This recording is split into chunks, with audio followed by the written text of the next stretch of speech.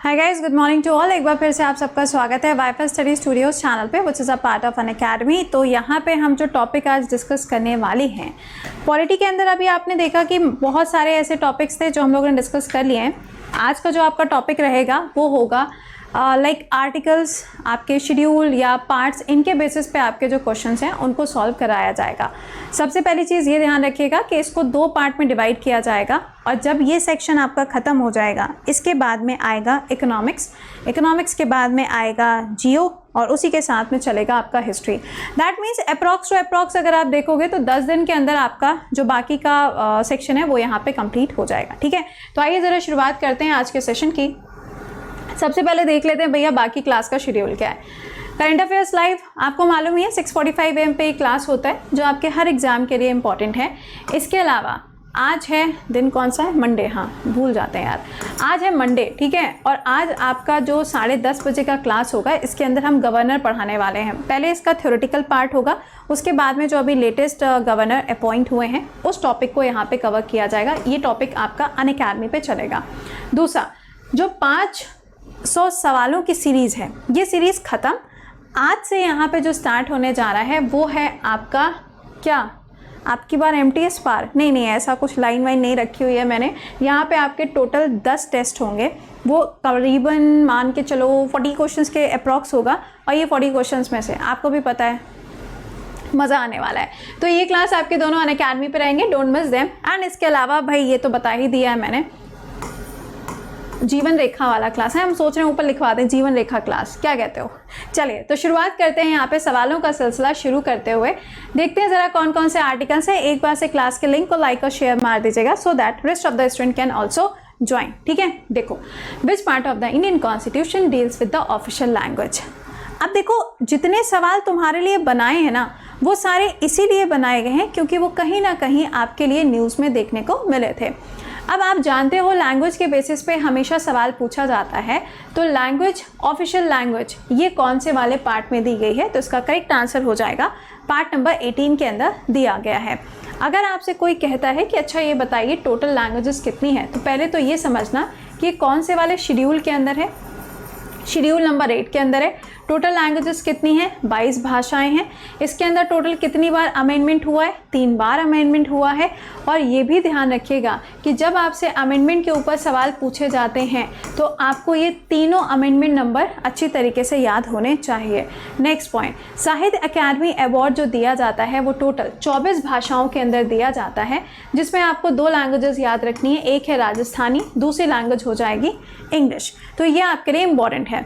अगला देखो लिखा हुआ है यहाँ पे part number 15। Part number 15 election commission of India के बारे में बात करेगा। ठीक है, चलो नेक्स्ट बताओ, इसमें से कौन सा ऐसा आर्टिकल है जो कि कहता है राज्य सरकारों को कि क्या करना चाहिए, एग्जीक्यूटिव बॉडी को यहाँ पे क्या करना पड़ेगा, जुडिशरी बॉडी से अलग करना पड़ेगा। बहुत ही अच्छा सवाल बनाया है, तो इसका करेक्ट आंसर क्या होगा, article number 50 is the right answer. अब आप देख रहे हो जुडिशरी जो है या फिर जो सुप्रीम कोर्ट है वो बहुत सारे काम इस टाइम पे कर रही है, जैसे कि फास्टर सिस्टम को लॉन्च किया, जैसे कि सुपेज पोर्टल को लॉन्च किया। अभी आपने देखा कि बोला जा रहा है कि आने वाले टाइम में इंडिया को सबसे पहली फीमेल CGI मिल सकती है। तो ये सब चीज़ें यहाँ पर देखने को मिल रही हैं, जिसकी वजह से ये सवाल आपके लिए इंपॉर्टेंट हो जाता है। ठीक है, तो इसका आंसर क्या बनेगा, आर्टिकल नंबर 50 के अंदर ये दिया गया है, that is a part of DPSP। अगला सवाल, the right to move freely throughout the territory of India. अच्छा एक सेकेंड, एक चीज़ मैं आपको पहले यहाँ पे बता दूँ। हो सकता है कि आप में से कोई ऐसा स्टूडेंट हो जिसके लिए ये आर्टिकल वाली जो सीरीज़ है वो थोड़ी सी हो सकता है नई सी हो। मे भी आपको पहले आर्टिकल से लेकर जितने इंपॉर्टेंट आर्टिकल्स हैं आपको नहीं पता होगा। तो मैं आपको बता दूँ, मैंने ऑलरेडी आर्टिकल्स के ऊपर एक क्लास लिया हुआ है जहाँ पर मैंने आपको सारे आर्टिकल्स इंपॉर्टेंट पढ़ा दिए। आपको क्या करना है, यूट्यूब पर जाके लिखना है आर्टिकल्स बाय कृति या आर्टिकल्स बाय कृति मैम लिखिएगा, आपको वो वीडियो मिल जाएगा। ठीक है, सबसे ऊपर ही आपको नज़र आ जाएगा। तो आप वहाँ से उस वाले सेशन को देख के अपने सारे आर्टिकल्स को A to Z सारे आर्टिकल्स को आप क्या कर सकते हैं, रिवाइज कर सकते हैं। ठीक है, तो ये आपको ध्यान रखना है, इंपॉर्टेंट चीज़ है। ठीक है, चलिए बेचारा बोर्ड भी थक जाता है थोड़े टाइम बाद। हाँ जी, अगला सवाल, the right to move freely throughout the territory, यानी कि भारत के अंदर अगर कोई भी व्यक्ति कहीं पे भी आना जाना चाहता है तो वो आ जा सकता है। कौन से आर्टिकल के अंदर? आर्टिकल नंबर 19 के अंदर उसको ये राइट दिया गया है। आर्टिकल नंबर 11 जो है ये नागरिकता से जुड़ा हुआ है। आर्टिकल नंबर 13 फंडामेंटल राइट्स के अंदर है। आर्टिकल नंबर 22 भी आपके फंडामेंटल राइट्स का ही पार्ट है। ठीक है, चलो नेक्स्ट पे आ जाओ। इसमें से कौन सा वाला ऐसा शेड्यूल है जो कि कहता है एंटी डिफेक्शन लॉ, जिसे हम कहते हैं दल बदल कानून। दल बदल कानून याद रखिएगा कि कॉन्स्टिट्यूशन के अंदर कौन सा वाला अमेंडमेंट किया गया? 52nd। अच्छा, अमेंडमेंट के ऊपर भी मैंने एक क्लास लिया हुआ है जहाँ पे सारे के सारे अमेंडमेंट्स पढ़ाएं, तो प्लीज़ आज या कल में समय निकाल के यूट्यूब पे जाके सर्च करके लिख दीजिएगा आर्टिकल्स बाय कृति मैम, अमेंडमेंट्स बाय कृति मैम, आपको दोनों वीडियोस मिल जाएंगे।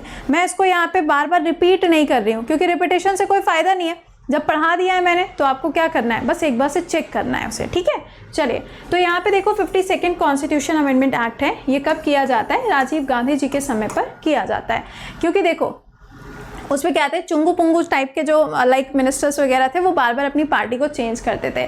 जहाँ पे प्रॉफिट दिखा वहाँ पे उछल के चल दिए, कूद के चल दिए। ठीक है, तो अब पॉइंट क्या आया कि भाई इसे कंट्रोल करना पड़ेगा, ऐसा काम ना चल पाएगा। तो यहाँ पे क्या होता है, यहाँ आपको एक शेड्यूल देखने को मिलेगा, शेड्यूल नंबर 10, जो कहता है एंटी डिफेक्शन लॉ, कि अगर किसी भी व्यक्ति ने अपनी क्या पार्टी चेंज करी, क्लॉजेज हैं इसके अंदर, क्लॉजेज हम पढ़ा चुके हैं, इसके अंदर क्लॉजेज हैं, अगर कोई ऐसा करता है तो उसको यहाँ पे डिस्क्वालीफाई किया जाएगा। ये मत बोलिएगा मैम ज्योतिराव सिंधिया, मैम वो तो सिविल एविएशन मिनिस्टर बन गए, इसके हिसाब से तो उनकी नागरिकता कह रहे हैं, उनकी मेंबरशिप चली जानी चाहिए थी। अरे भाई, ये कानून उन लोगों के ऊपर लगता है या तो अगर कोई पर्सन MP है या अगर कोई पर्सन MLA है तो उसके ऊपर इस कानून को लगाया जाता है। यानी कि अगर वो पार्लियामेंट का मेंबर है या फिर अगर वो विधानसभा का सदस्य है तो ही उसके ऊपर इसको लगाया जाता है। समझ गए? तो इसका आंसर क्या हो जाएगा? 10th schedule is the right answer. अच्छा, अगला देखो, which of the Indian constitution article right to privacy के बारे में बात करता है। बहुत ज़्यादा इंपॉर्टेंट ये आर्टिकल है, आर्टिकल नंबर 21 के अंदर दिया गया है। सबसे पहले देखिएगा आर्टिकल नंबर 15 कहता है नो डिस्क्रिमिनेशन, कोई भेदभाव नहीं किया जाएगा। दूसरा है आर्टिकल नंबर 17 कहता है कि अनटचेबिलिटी को ख़त्म करना है। तीसरा कहता है यहाँ पे 23 वाला किसके बारे में? ह्यूमन ट्रैफिकिंग के बारे में। और आर्टिकल नंबर 21 आपको अपना जीवन अपनी इच्छा से जीने का अधिकार देता है। अगला, इसमें से कौन सा वाला ऐसा आर्टिकल है जो कहता है स्टेट पब्लिक सर्विस कमीशन?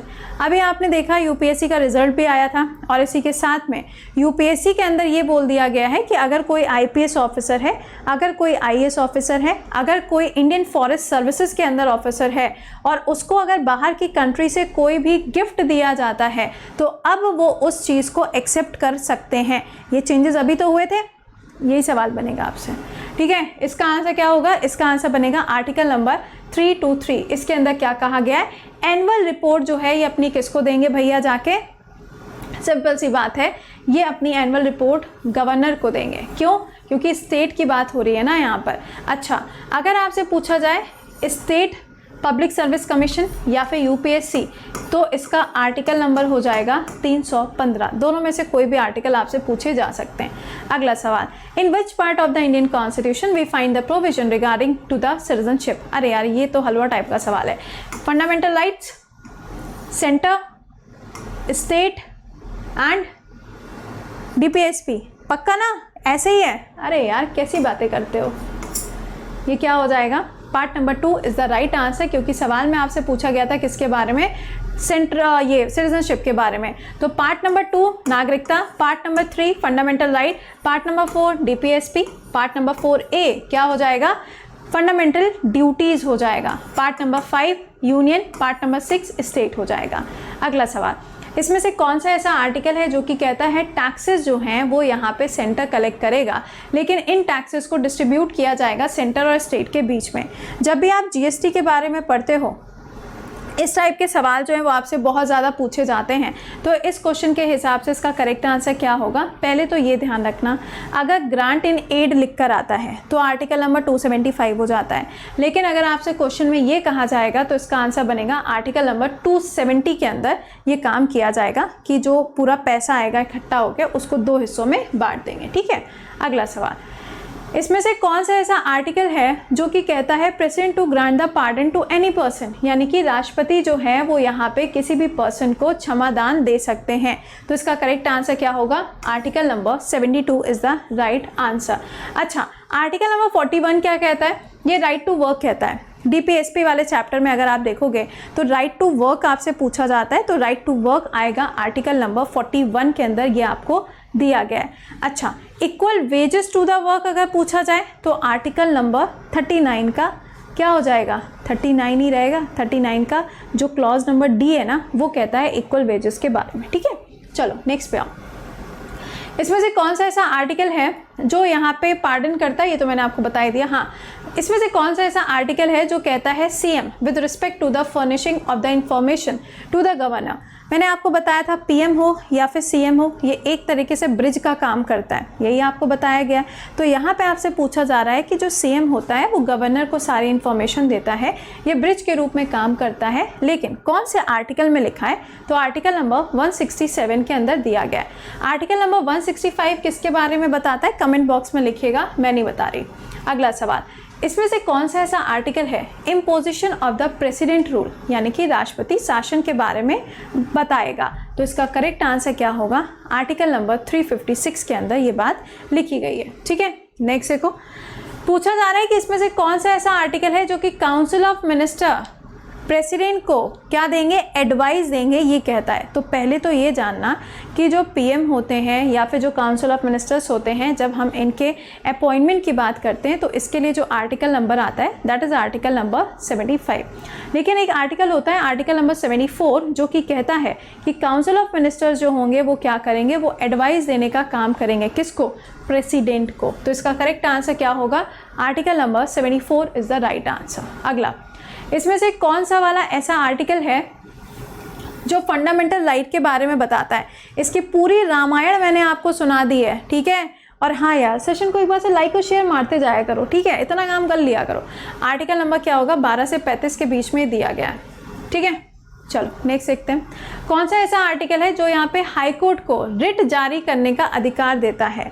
अब देखो, जब हम रिट्स कहते हैं, रिट के ऊपर भी मैंने पढ़ाया हुआ है।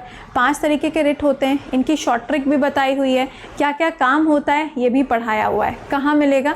इसी यूट्यूब पे मिलेगा। ठीक है, तो एक बार से सर्च कर लीजिएगा रिट्स बाय कृति मैम, आपको वो वीडियो भी मिल जाएगा। अच्छा, रिट्स जो होते हैं 5 तरीके के होते हैं। अभी जो 5 तरीके के रिट्स होते हैं ये सुप्रीम कोर्ट भी जारी करता है, हाई कोर्ट भी जारी करता है। जब सुप्रीम कोर्ट जारी करता है तो आर्टिकल नंबर 32 के अंदर करता है, लेकिन जब हाई कोर्ट इसको जारी करता है तो आर्टिकल नंबर 226 का इस्तेमाल किया जाता है। तो इसका करेक्ट आंसर क्या हो जाएगा? Article number 226 is the right answer. ठीक है, नेक्स्ट देखो, which of the following given article provision for the election commission, चुनाव आयोग। अब आप जानते हैं कि अक्टूबर आ रहा है और 4 अक्टूबर को राज्यसभा के अंदर कुछ सीटों के लिए चुनाव होने वाला है ना? तो अब आप समझ ही सकते हो कि इसके ऊपर इलेक्शन कमीशन के ऊपर अक्सर सवाल बनते हैं। तो इलेक्शन कमीशन ऑफ इंडिया कौन से आर्टिकल के अंदर आता है?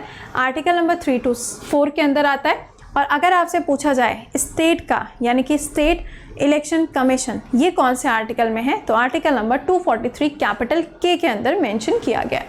नेक्स्ट पे देखते हैं, इसमें से कौन सा ऐसा आर्टिकल है या फिर ऐसा कौन सा शेड्यूल है जो ग्राम पंचायत के बारे में बताता है? भाई साहब, गजबी सवाल है ये वाला। इसका आंसर बनेगा शेड्यूल नंबर 11।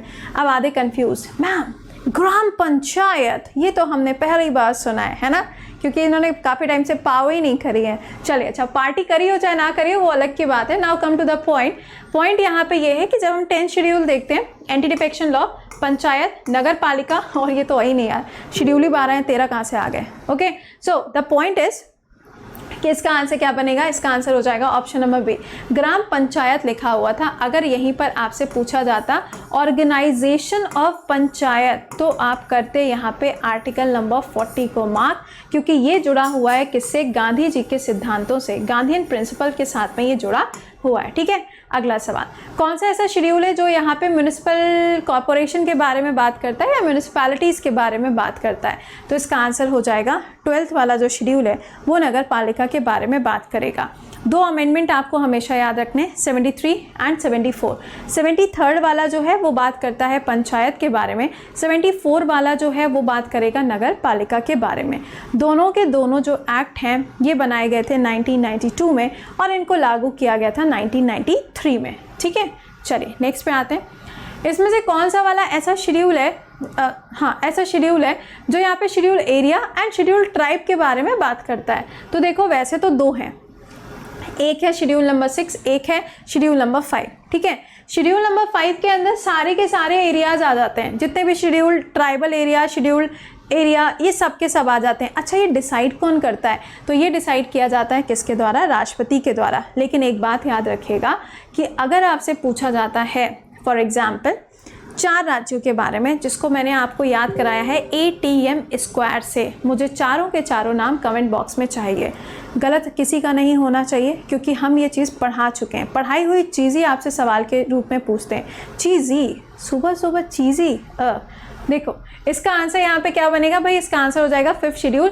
और वो जो यहाँ पे 4 राज्य हैं इनके लिए अलग से प्रोविजंस बनाए गए हैं शेड्यूल नंबर 6 के अंदर, जहाँ पे इन दोनों के बारे में बात होती है। ए से तो समझ ही गए होगे कि आसाम है, टी से त्रिपुरा है, ये समझ गए होगे। बचे ये यहाँ पे 2 कौन से स्टेट हैं? कमेंट बॉक्स में लिखिएगा। अगला सवाल, रेजिडुअरी पावर कौन से आर्टिकल में आएगी? करोड़ों बार बताया गया सवाल कि रेजिडुअरी पावर की जब हम बात करते हैं, इसका मतलब होता है कि संसद के पास में पूरा अधिकार है कि वो अपनी इच्छा से किसी भी कानून को बना सकती है जो किसी भी सूची के अंदर लिखा हुआ नहीं है, अंडर आर्टिकल नंबर 248। ठीक है, चलो नेक्स्ट देखते हैं। इसमें से कौन सा ऐसा आर्टिकल है जो कि यूनिफॉर्म सिविल कोड के बारे में बात करता है? तो यूनिफॉर्म सिविल कोड के बारे में बात करेगा आर्टिकल नंबर 44, DPSP का पार्ट है। सबसे पहले कहाँ पे लागू किया गया? गोवा के अंदर सबसे पहले इसको लागू किया गया।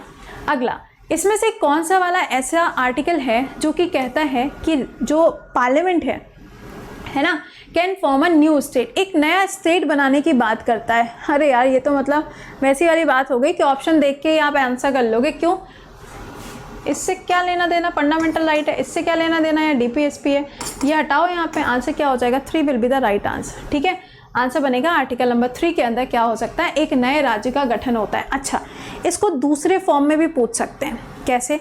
दूसरा फॉर्म यहाँ पे आपसे पूछा जा सकता है कि सपोज करो कोई स्टेट है, फॉर एग्जांपल आंध्र प्रदेश है।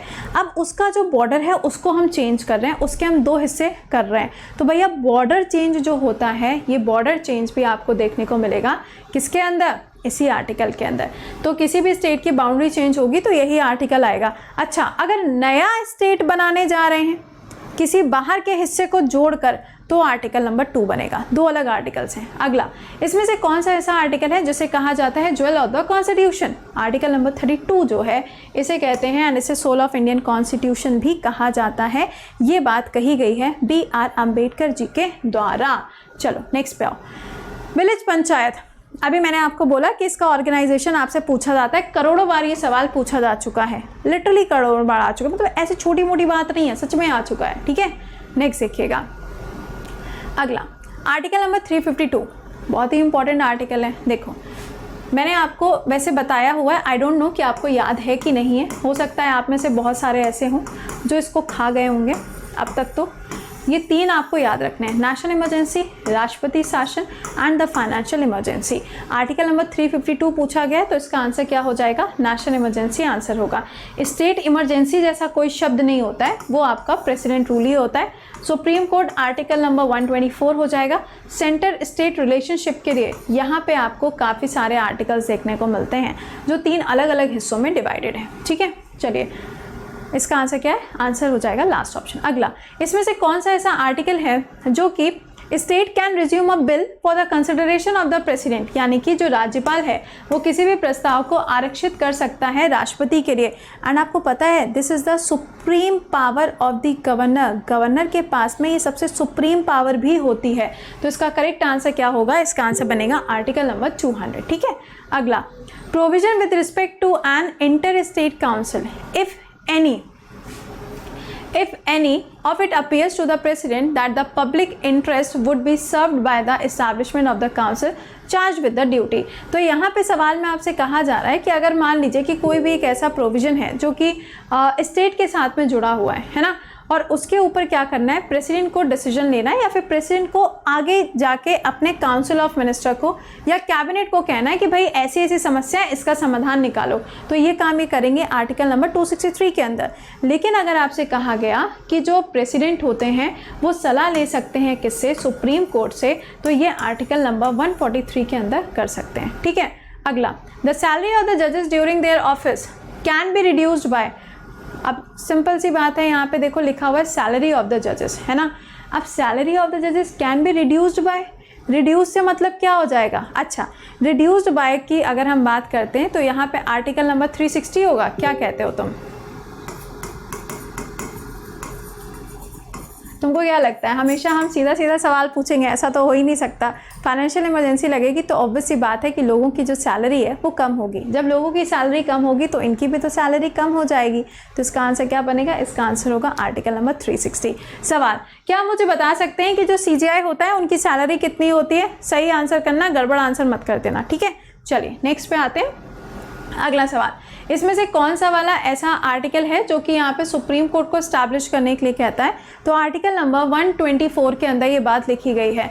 अगला, कोर्ट ऑफ रिकॉर्ड, मैंने आपको बताया ना अभी सुप्रीम कोर्ट ने लॉन्च किया है फास्टर सिस्टम। ये सब चीज़ें आपको तब पता होंगी जब आप इस समय पर क्लास में आएंगे, सीधी सी बात है। इसका आंसर बनेगा आर्टिकल नंबर 129। अभी 2 दिन पहले ही मैंने आपको ये पढ़ाया था, ठीक। तो यहाँ तक मैंने आपको पार्ट नंबर 1 जो है वो डिस्कस कर दिया। इसका पार्ट नंबर 2 आपको कल यानी कि ट्यूसडे को मिल जाएगा, आप उसको देख लोगे। उसके बाद आपको पॉलिटी में मेरे साइड से जितना आपको रिवीजन कराना था मैंने आपको करा दिया है। नाउ इट्स योर रिस्पॉन्सिबिलिटी कि आपने क्लास देखा है कि नहीं देखा है। इसके अलावा अगर आप नेक्स्ट ईयर के लिए तैयारी कर रहे हो तो आपका नया GS का बैच जो है ये 29 से स्टार्ट होने जा रहा है। 22 को एक बैच स्टार्ट हो चुका है, अब अगले वेडनेसडे को नया बैच स्टार्ट होगा, दैट इज़ ऑन 29 ऑफ सितंबर। आप इस बैच को ज्वाइन कर सकते हो जहाँ पे आपको बहुत सारे फीचर्स मिलते हैं। और अगर आप सितंबर में ही ज्वाइन करते हो तो 1 साल का ज्वाइन करने पे 6 महीने का एक्सटेंशन, 2 साल का ज्वाइन करने पे 1 साल का एक्सटेंशन आपको मिलेगा। वीडियो के डिस्क्रिप्शन में लिंक है, कोड कृति 10 लगाना है जिससे आपको 10% ऑफ यहाँ पे मिल जाएगा। इसके अलावा आपका हर संडे को कॉम्बैक्ट होता है जहाँ पे आपको जाके ज्वाइन करना होता है और इसका लिंक भी वीडियो के डिस्क्रिप्शन में है, that is free of cost, ठीक है। चलिए अच्छा, तो मिलते हैं आप लोगों से अभी थोड़ी देर में 6:45 AM sharp on WiFi study studios channel. Session को एक बार से लाइक और शेयर मारिएगा। Bye bye and take care.